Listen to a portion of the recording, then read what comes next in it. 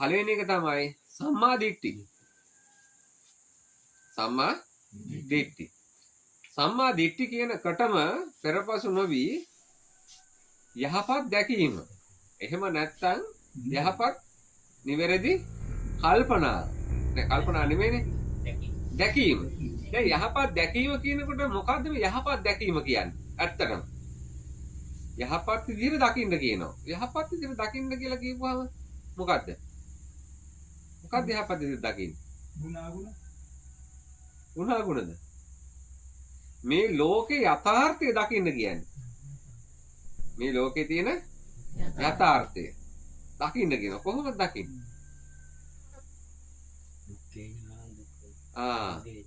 දුක්ඛේ ඥානං. අන්න දැන් අපි මුලින් කතා කරපු චතුරාර්ය සත්‍ය ධර්මයේ ආයි මුලට එනවා. දැන් අපි මුලින් කතා කරන්නේ මේ ලෝකේ තියෙන්නේ මොකද්ද කියලා? මේ ලෝකේ තියෙන්නේ දුක. දුක්ඛේ ඥානං. දුක පිළිබඳව ඥානයක් ඇති කරගන්න කියනවා. දැන් දුක පිළිබඳව ඥානයක් ඇති කරගන්න කියලා කිව්වහම දැන් සම්මාදිට්ඨිය ගැන කතා කරන්න වැඩක් නැහැනේ. එයා දුක පිළිබඳව දන්නේ නැත්තම්. නේද? දුක පිළිබඳව මේ ඉස්සරව මොකද කියන්නේ? දුක කියන එක දැනගන්න ඕන. දැනගෙන ඒක ඥාන දර්ශනයක් හැටියට ඇති කරගන්න ඕන. දුක්ඛේ ඥාන. දුක්ඛ සමුදය ඥාන. දුකට හේතුව තමයි සමුදය. දුක්ඛ සමුදය ඥාන. දුක්ඛ නිරෝධේ ඥාන.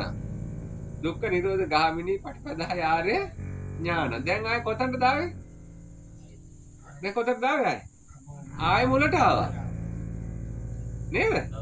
චතුරාර්ය සත්‍ය ධර්මයේ කියලා කියන්නේ දුක්ඛ සත්‍ය, දුක්ඛ සමුදය සත්‍ය, දුක්ඛ නිරෝධ සත්‍ය, දුක්ඛ නිරෝධ ගාමිනී පටිපදාය ආර්ය මාර්ගයේ සත්‍ය. ඔන්න හතර. ඊට පස්සේ බුදුහාමුදුරුවෝ මේ හතර ලස්සන පැහැදිලි කරලා හතරවෙනි කාරණාවේදී කියනවා ආයේ කියනවා සම්මා දිට්ඨි කියලා. නේද? දැන් මං කියන්නේ තේරෙනවද?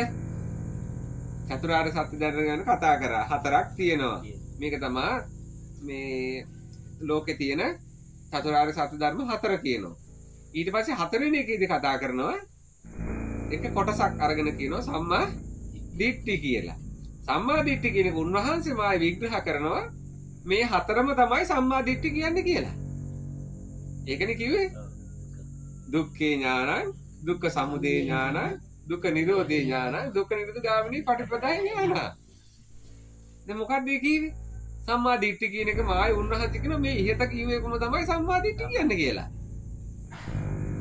එතකොට ඊට පස්සේ දැන් දුක කියන එක ආයි නිර්වචනය කරනවා. කොහොමද දුක නිර්වචනය කරන්නේ? ජාතිපි දුක්ඛ, ජරාපි දුක්ඛ, ව්‍යාධිපි දුක්ඛ, මරණපි දුක්ඛ, අප්පි සම්පයෝගෝ දුක්ඛෝ, ඊ විප්පයෝගෝ දුක්ඛෝ, යම්පි චන්නලපති තම්පි දුක්ඛ. දැන් මොකද්ද කියන්නේ? දැන් සම්මා දිට්ඨි කියන එකේ පළවෙනි කොටස කිව්වා දුක්ඛේ ඥානං කිව්වා. දැන් දුක්ඛේ ඥානං කියන එක උන්වහන්සේ තව නිර්වචනය කරා. තව කඩනවා ඒක. කෑලි කීයකට කැඩුවද?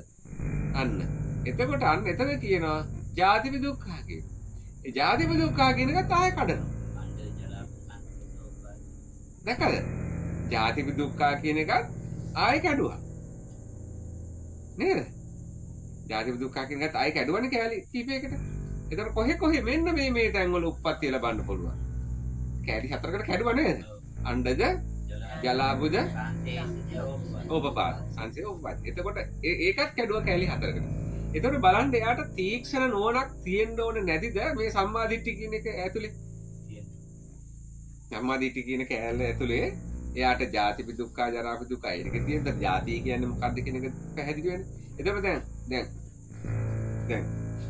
දැන් මේ මිනිසෙක් වෙලා ඉන්න කෙනාට කියනවා මෙන්න මේ අසවල් ජාතින් වල උප්පත්තිය ලැබුවහම අසවල් වල ජාතින් වල පහළ වුණාම බැසගත්තාම ඒකත් දුකක් කියනවා. බ්‍රහ්මයා වෙලා ඉපදුණා, මාරයා වෙලා ඉපදුණා, දෙවි කෙනෙක් වෙලා සක්‍රිය වෙලා ඉපදුණා, මිනිසෙක් වෙලා ඉපදුණා දුකයි කියලා ඔයා විශ්වාස කරන්න කියනවා. දැන් ඉපදිලා නැහැනේ තාම. නේද? ඉපදිලා නැහැනේ. ඉපදිලා ඇති. දැන් මේ මොහොතේ නැහැනේ. හැබැයි දැන් මොකද්ද නුවණ ප්‍රඥාවක් ඇති කරගන්න කියනවා. ප්‍රඥාවක් ඇති කරගන්න කියන්නේ. තේරෙනවද කියන්නේ? මේ වගේ ආන්න දැන් බ්‍රහ්ම ලෝකේ උප්පත්තිය ලබන එක දුකයි කියනවා උන්වහන්සේ. සක්‍ර සම්පත්තිය දුකයි කියනවා. සක්විති රජකමත් දුකයි කියලා කියනවා. ඉවරුණාම දුකක් වෙනවා. අන්න ඒක ඉවරුනහම කවදා හරි ආය යහපු දවසක අපිට දුක පැමිණෙනවා. දැන් ඒක උදාහරණයක් දුක්ඛී ඥාන. ඒක පිළිසිඳ දකින්න කියනවා. ඥාන දර්ශනයක් හැටි ඇති කරගන්න දුක්ඛී ඥාන. අන්න ඊට පස්සේ දුක්ඛ සමුදය ඥාන. ඒක ඥානයක් එතකොට. දැන් සමුදය වෙන්නේ මොකද? අර ඉහත කතා කරපු ආකාර හතරෙන් උප්පත්තිය ලැබුවත් සමුදය කියලා කිව්වේ තෘෂ්ණාව. ඒ හතරෙදි උපදුනා තෘෂ්ණාව ඇති වෙනවා. ඒ ආත්ම හතරෙදි උපදුනා තෘෂ්ණාව ඇති වෙනව නේද? ඇති වෙනවා. ඒ තෘෂ්ණාව ඇති වුණාම ඒකට හේතුව මොකද්ද? සමුදය. සමුදය කියලා කියන්නේ තෘෂ්ණාවට හේතුව. මේ දුකට හේතුව. දුකට හේතුව. එතකොට දැන් සමුදය කියන එක මොකද්ද කියන්නේ? ඒක ඥාන දර්ශනයක් කියලා කියනවා. ඒක ඥානයක් කියලා කියනවා. දුක්ඛේ ඥාන දුක්ඛ සමුදය ඥාන. අන්න දුක්ඛ සමුදයන. ඊට පස්සේ ඒක නිරෝධ කරන්න පුළුවන් කියන. ඒකත් ඥාන දර්ශනයක්. ඒකත් ඥාන. ඒ කියන්නේ මේ තණ්හාව කියන එක නියත වශයෙන්ම නැති කරන්න පුළුවන් කියන එකම ඥාන දර්ශනයක්. අන්න ඒ ත්‍රිත්වයම එකතු වුණාම කියනවා අවසානයේ මොකද්ද? සම්මා දිට්ඨි. අන්න එතකොට මොකේ දැන් නිවැරදි දැක්මෙන්නේ කොයි කැලියකටද? කැලි කීයක් තියෙනවද දැන්? මහ විශාල පළල් අවබෝධයක් තියෙන්න ඕන යාට.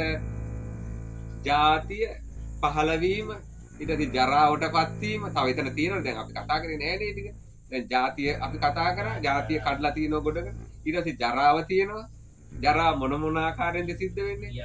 ඊට පස්සේ ව්‍යාධිය, ඊට පස්සේ ශෝක, පරිදේව, දුක්ඛ දෝමනස්ස, මේ උපායාසා කියන තැනට එනකන් විශාල දැනුම් සම්භාරයක් අවශ්‍ය වෙනවා මෙයාට සම්මා දිට්ඨිය කියන එක ඇති කරගන්න. අවබෝධ කරගන්න. ඥානයක් දර්ශනයකට ඇති කරගන්න.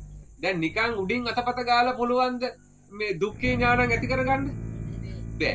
එහෙනම් මෙයාට මුලින්ම තියෙන්න ඕනේ හොඳ පැහැදිලි අවබෝධයක් තියෙන්න ඕනේ. මහා පළල් අවබෝධයක් තියෙන්න ඕනේ. මෙන්න මේ කියන කාරණාව පිළිබඳව. ඊට පස්සේ තමයි යාට සම්මා දිට්ඨිය කියන එක ඇති වෙන්නේ. දැන් සම්මා දිට්ඨිය කියන එක ඇති කරන්න පුළුවන් එකක්ද? ඇති විය යුත්තක්ද? අවබෝධ කරගන්න. ඇති විය යුත්තක් සිත තුළ. හරි. සම්මා දිට්ඨිය කියන එක ඇති වෙන්න නම් අපි කුමක් කළ යුතුද? අවබෝධ කරගන්න. හරි. අවබෝධ කරගන්න නිකන් අවබෝධ වෙන්නේ නෑනේ. ඒ මාර්ගය ගමන් කරන්න නේ. මාර්ගේ ගමන් කරන්න අපි මොකද කරන්න ඕනේ? වීර්යය කරපුවම හරියයිද? දැන් මම කියන්නේ සම්මා දිට්ඨිය කියන එක. සහපත් දැක්ම, දෘෂ්ටිය, දැක්ම, අනපේක්ෂ දෙයක්, සිදු නොවිච්ච දෙයක් පිළිබඳව මානසිකාර කිරීම. අසවල් දේ මට සිද්ධ වෙයි කියලා මනසින් මානසිකාර කිරීම. අසවල් කාලවල මට අතීතයේ මෙහෙම වුණා කියලා මානසිකාර කිරීම. එතකොට ඒක ඇත්තටම හිත පිළිගනේද?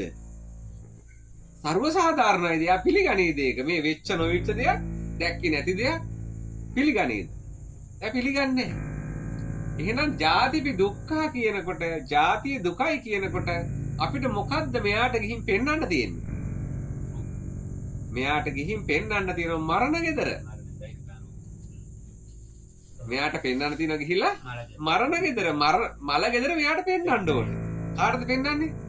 දැන් ඇති වෙලා තියෙන සිතුවිලි ටිකට පෙන්නනවා මරණ ගෙදර. අන්න ඒ මරණ ගෙදර පෙන්ලා කියනවා මෙන්න ජාතිය දුකයි.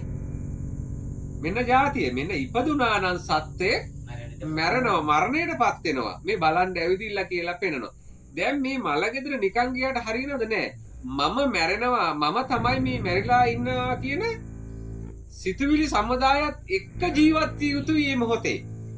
අන්න එතකොට තමයි යාට සසර බය දැනිලා මේ ජාති දුකයි කියන සංකල්පයක් හදවත තුළ ගොඩ නැගෙන්නේ. ඥානයක් ඇති වෙන්නේ. තේරෙනවද කියන එක? ඥානය ඇතිවීමේ ක්‍රමවේදයන් තමයි අතන සිද්ධ වෙන්නේ. දැන් අපි දැනගත්තට දැකගත්තේ නෑනේ. අවබෝධ ඥානයේ හේතු.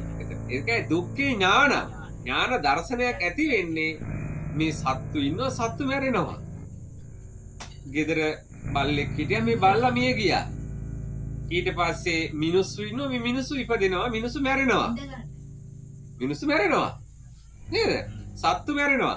එහෙනම් අපි උපකල්පනය කරනවා අනේ එහෙනම් දෙවියොත් චුත වෙනවා ඇති. දෙවියොත් මැරෙනවා ඇති. බ්‍රහ්මයාත් මැරෙනවා ඇති. හැබැයි දැන් අපි උපකල්පන කරන්නේ කොතනින්ද? මේ මනුස්ස භූමියේ දකින්න මෙන්න මේ කියන රූප ටික නිසා. මේ මලගෙදර නිසා. දැන් මලකවල් කීයක් අපිට දකින්න පුළුවන්ද? මිනිස්සු මැරෙනවා දැක්ක හැකි, සත්තු මැරෙනවා දැක්ක හැකි. ওই දෙකෙන් දකින්න පුළුවන් වෙන මැරෙන ඒවා මොනවද දකින්න පුළුවන්? ওই දෙක විතරනේ. සත්තු සහ මිනිස්සු මැරෙනවා අපි දකිනවා. එතකොට මෙයා හිතනවා එහෙනම් මමත් මිය යනවා. මමත් අමුතු කෙනෙක් නෙමෙයි මමත් මිය යනවා. එහෙනම් සත්තුත් මිය යනවා. එහෙනම් දෙවිවරුත් මිය යනවා. බ්‍රහ්මයොත් මේ. එහෙනම් බ්‍රහ්මයාත් මිය යනවා. ඒක සමස්තයටම එතකොට උපමා කරගන්න. අන්න සමස්තෙට උපමා තමන් උපමා කර ගන්න ඕනේ. එතකොට ඒකට තමයි ඥාන දර්ශනයක් කියලා කියන්නේ. ඒක තමයි ඥානයක් කියලා කියන්නේ. නිකං දැකලා උඩින් පල්ලෙන් අත ගන්න එක නෙමෙයි කියන්නේ මෙතනදී. එයා ඒක තීක්ෂණ විනිවිදව මානසිකාර කරනවා, මනසින් බලනවා. හැබැයි මනසින් බලන්න එයාට අර මරණ ගෙදර යන්න ඕනේ. අර සතෙක් මැරලා ඉන්නව දකින්න ඕනේ. දැකලා එයාට උපමා කරන්න ඕනේ. මේ මම තමයි මැරිලා ඉන්නේ කියලා. අන්න ජාතිපි දුක්ඛ ඇති කරගන්න විදිහ. ක්‍රමය. දැන් මේක ප්‍රැක්ටිස් එකක්. මේක ඔබ කල යුතු ප්‍රැක්ටිස් එකක්. මේ ප්‍රැක්ටිස් එකක් හැටියට කරොත් තමයි අවබෝධ ඥානෙ ලැබෙන්නේ. දුක්ඛේ ඥාන. ඊට පස්සේ මොකද්ද? ජාතිපි දුක්ඛ. ඊට පස්සේ ජරාපි දුක්ඛ. අන්න ජරාවට යන මොකක්ද ජරාවට යනවා කියන්නේ? මහල්ලන්ව දකින්න. දැන් සත්තු මහලු වෙනවද? සත්තුත් මහලු වෙනවා. දැන් අපිට සත්තු මහලු වෙනවා දකින්න පුළුවන් නේද? මේ මනුස්ස භූමියේ. අනේ සත්තුත් මහලු වෙනවා නම් මිනිස්සුත් මහලු වෙනවා නම් එහෙනම් මමත් මහලු වෙනවා. එහෙනම් දෙවිවරුත් මහල්ලෙක් වෙලා අවසන් වෙනවා ඇති. දැක්කේ නැහැ. දෙවිවරු මහලු වෙන්නේ නැහැ කියලා තමයි අපි අහලා තියෙන්නේ. නමුත් එයාලත් ආයුෂ අවසන් මහලු වෙනවා කියලා කියන්නේ මොකද්ද?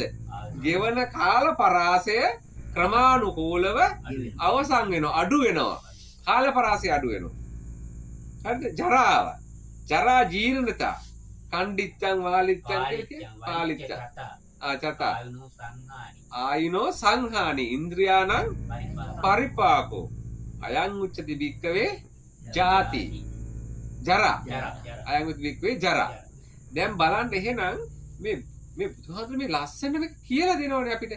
අපි මේක අහලා මේකෙන් අහලා මේකනේ යවනවා. දැන් කරන්න ඕනේ මොකද්ද? ඒ මහලු වෙලා ඉන්න සතෙක් දැන් සිංහයා ඉන්නවා. මහා චේතස් විදිහට කැලේ හිටියද? දැන් සිංහයා වැරහැලි වෙලා ඌට යන්න දෙන්න බැරි වෙලා මහලු වෙලා ඌ වැටලා ඉන්නවා. අන්න එහෙනම් මේ මහා දැවැන්ත අලි මහලු වෙනවා. එහෙනම් මේ මිනිස්සු හරි මහා ලොකුවට හිටපු මිනිස්සු හරියට තමන්ගේ ශරීරයේ උදුම් මගට මිනිස්සු මහලු වෙලා ඇඳකට වැටෙනවා. එහෙනම් මෙන්න ධර්මතාවය. මෙන්න ලෝක ආර්ය සත්‍ය. මෙන්න ආර්ය සත්‍ය කියලා අන්න එතකොට එයා ඥාන දර්ශනයක් ඇති කර ගන්නවා එතනදී. ඒකට කියන්නේ ඥාන දර්ශනය කියලා. දැන් මෙයා මොකද වෙලා තින්නේ? මෙයා මහලු මෙයා ජරාවටපත් වෙලා. අන්න ජාතිපි දුක්ඛ, ව්‍යාධිපි දුක්ඛ ඇති කරගත්තා. අන්න ජාතිය කතා කරා අපි ජරා. අන්න මරණ. ව්‍යාධි. ලෙඩ වෙච්ච අය. සත්තු ලෙඩ වෙන්නේ නැද්ද? ලෙඩ වෙනවා. මිනිස්සු ලෙඩ වෙන්නේ නැද්ද? මේ ලෝකේ ලෙඩ නොවෙච්ච එක මිනිස්සෙක් ඉන්නවද? නෑ. මේ ලෝකේ හැම මිනිස්සයම ලෙඩ වෙනවා. හැම සතාම ලෙඩ වෙනවා. එහෙනම් හැමෝම ලෙඩ වෙනවා නම් මමත් ලෙඩවන වාය කියලා ඉවර වෙලා මානසිකාර කිරීමක් නේද කළ යුත්තේ. දැන් මේක නේද ප්‍රැක්ටිස් එක. එයාට එහෙම වෙනවා හරි කියලා ඉන්න එක නෙමෙයි ඔබ කළ යුත්තේ. ඔබට කරන්න තියෙන්නේ මොකද්ද? මටත් මේ දේ සිද්ධ වෙනවා කියලා මනසින් දකින්න ඕනේ. මනසින් දකින්න ඕනේ. මනසින් විග්‍රහ කරන්න ඕනේ. තමන්ට එහෙම වෙලා තියෙනවා තමන් ඒ අත්දැකීම ගන්න ඕනේ. වෙලා නෑ තව මේක වුණාට පස්සේ මෙහෙම දෙයක් වෙනවා කියලා ඉවර වෙලා ඒ අත්දැකීම ගන්නවා වෙන්න කලින්. තේරුණාද කියන එක? අන්න ඒ අත්දැකීම ගන්නකොට තමයි ඔබට සසර බය දැනෙන්නේ. ඔබට සසර බය දැනුනොත් තමයි හිතෙන්නේ සම්මා දිට්ඨිය කියන්නේ මෙයයි. යහපත් දැක්ම කියන්නේ මෙයයි. මේ තමයි නිවැරදි දැක්ම. අපි හැමෝම මැරෙනවා. අපි හැමෝම ලෙඩ වෙනවා. එහෙනම් මොන જાතින් වල ගිහින් උප්පත්තිය ලැබුවත් අපි හැමෝටම මේ වගේ චුත වෙන්න වෙනවා. මේ සදාකාලික සැපයක් ඇත්තේ නැහැ. කවදා හෝ දවසක ආවස කෙලවර කරනවා. ඒ කෙලවර කරන්නේ මහා රෝග පීඩාවන්ට දොරටු දීලා කියලා. ඒක ඥාන දර්ශනයක්. ඥාන දර්ශනයක් හදවත තුල ඇති කර ගන්න ඕනේ. දැන් ඥාන දර්ශනයක් හදවත තුල ඇති කරගන්නේ කොහොමද කියන එකයි මම කියන්නේ. ඔබ කල යුත්තේ ඒ කොටස විතරයි. එහෙම නැතුව බණ කිය ඉන්න එක නෙමෙයි. ධර්මය අහ ඉන්න එක නෙමෙයි. ඒ කොටස කොහොමද ප්‍රැක්ටිස් කරන්නේ? ඒ කොටස කොහොමද ප්‍රැක්ටිස් කරන්නේ? ඒ කොටස ප්‍රැක්ටිස් කරගෙන හදවතට ධාරණය කරගන්නේ කොහොමද? ඇත්තටම හදවතට දැනෙන්නේ කොයි අවස්ථාවන් වලදීද? ඇත්තටම මේක හදවතට දැනෙන්න එපා. දැන් ජාතිය, ව්‍යාධිය, මරණය හදවතට දැනෙන අවස්ථාවන් තියෙනවා. ඒ හදවත දැනෙන අවස්ථාවන් තමයි සතෙක් දැන් තමන්ගේ ගෙදර සුනකයෙක් ඉන්නවනේ මේ සුනකයා ලෙඩ වෙනවා. මේ සුනකයා ලෙඩ වුණාට පස්සේ මේ සුනකයා ලෙඩ වෙලා එක තැන වැටිලා මෙයා මරණය ආසන්නේ මෙයා දුක් විඳිනවා. අන්න එතකොට තියෙනවා අනේ මේ හොඳට හිටපු සතෙක් මේ සතා දැන් හොඳට දුවලා පැනලා සෙල්ලම් කරලා අපිත් එක්ක හිටියා මේ සතා. දැන් මේ සතා මහා රෝගයකට ලක් වෙලා. අන්න එතකොට ඔයාට මේක දැනෙන්න ගන්නවා හදවතට. අන්න එතකොට ඒක තමන්ට උපමා කර ගන්නවා. එතනදී දුක් වෙන්න නරකයි. දැන් දුක් වුණොත් සත්‍යය ගොඩාක් වෙලාට කරන්නේ එහෙම දෙයක් වුණාම එයා දුක් වෙනවා. අනේ අපේ සතාට මෙහෙම වුණා, අපේ ඥාතියට මෙහෙම වුණා කියලා දුක් වෙනවා එයා. ඒ දුක් වීම අර්ථ නිරුක්තය. ඒක අර්ථයේ පළක් නැහැ. අර්ථයක් නැහැ ඒකේ.